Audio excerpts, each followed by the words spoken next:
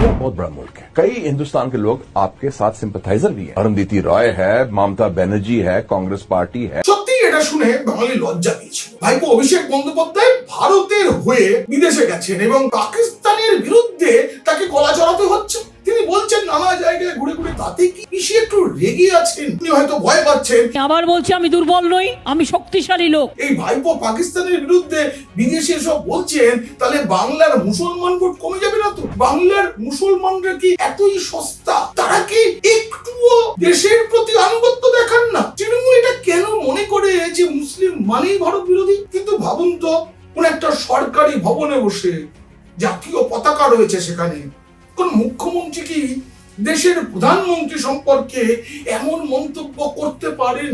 এক সময় নিজেকে চালা বলে দাবি করে ঘুরে বেড়াতেন, দ্বিতীয়বার বললেন পাহারাদার, এখন আবার বলছেন সিঁদুর বেচবেন। এই নিয়ে গোটা ভিডিওটি দেখতে হলে নিচে ডেসক্রিপশনে থাকা লিংকে ক্লিক করুন। আর যদি ভালো লাগে তবে অবশ্যই সাবস্ক্রাইব করুন পিনাক কি বলছে।